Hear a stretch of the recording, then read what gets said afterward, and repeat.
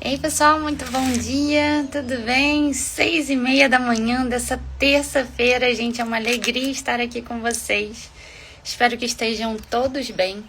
E vamos começar agora o nosso encontro Jovens com Deus.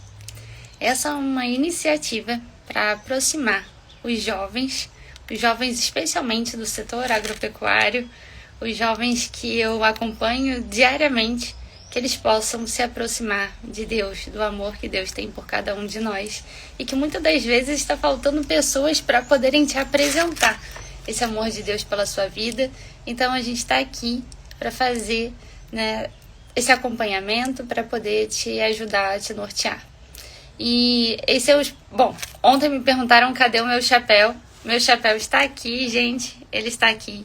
Já aproveito, para lembrá-los, eu sou católica e esse é um espaço para nós falarmos do amor de Deus e da vinda de Jesus a esse mundo e tudo que ele nos ensinou. Então, mesmo eu sendo católica, esse é um espaço para que todos nós possamos aqui falar, interagir e apresentar o amor de Deus. Então, independente se você tem uma outra religião, sinta-se muito à vontade, porque aqui nós vamos ler a palavra de Deus, vamos ler a Bíblia. Então, é um espaço aberto para você, também, nosso irmão que é de outra religião. E a leitura que vai guiar a nossa semana vai ser João 15, versículo 5. Se você tem sua Bíblia, minha Bíblia está aqui. Se você tem sua Bíblia, você pode estar lendo comigo, que essa é uma das leituras que tem me feito ter mais reflexões nesses últimos tempos. E ela que vai nos nortear. Então, lá em João, capítulo 15, versículo 5. Eu sou a videira, vós os ramos. Quem permanecer em mim e eu nele, esse dá muito fruto, porque sem mim nada podeis fazer. E é esse versículo que me traz aqui, para mostrar para vocês, lembrá-los e aos que não sabem, informá-los de que Jesus é a videira, nós somos os ramos e que sem ele nada podemos fazer.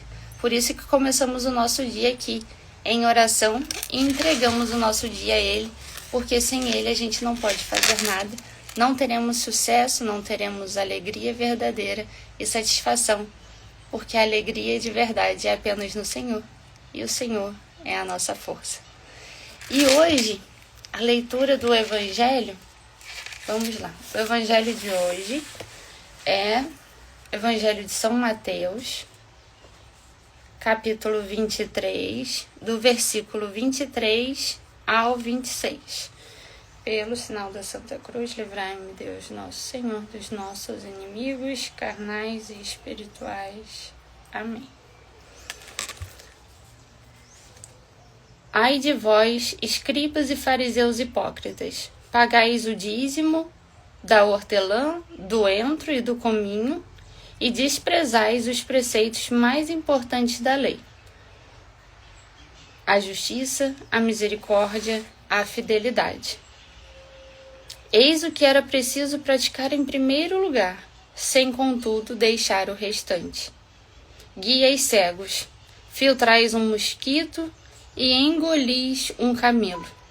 Ai de vós, escribas e hipócritas, limpais por fora o copo e o prato, e por dentro estáis cheios de roubo e de intemperança.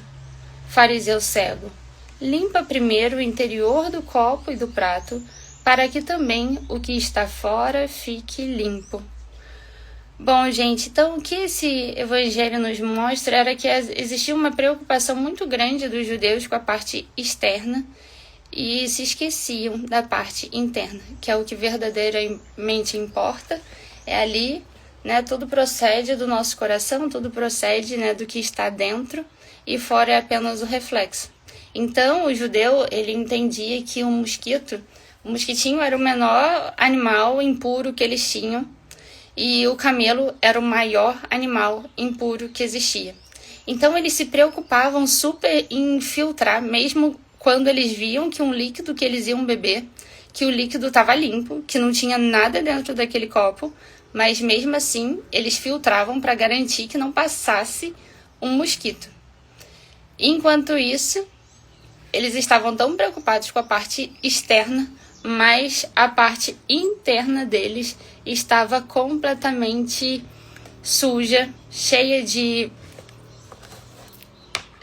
más intenções, e isso comprometia a vida deles. Então Jesus até comparou: vocês estão filtrando o mosquito, mas estão deixando passar o camelo, que era o maior dos animais impuros que eles tinham.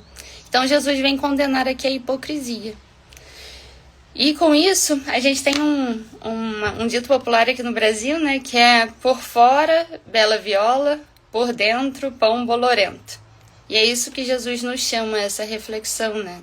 Daí tão importante a gente ter a Bíblia como nosso guia de vida, porque aqui de fato é o guia para a gente sobreviver, para a gente ter uma vida boa, feliz, né?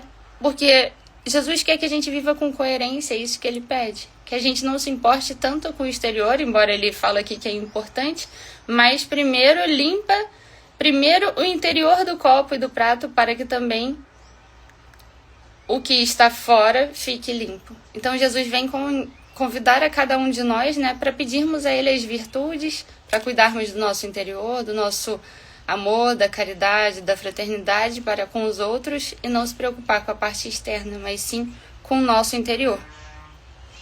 E que possamos, né, viver com essa intenção de que Jesus seja o nosso guia, seja o mestre da nossa vida, mas que não vivemos apenas de boas intenções, mas que de fato podemos ter ações concretas para estarmos de verdade limpando esse interior, para que todo o nosso exterior fique limpo.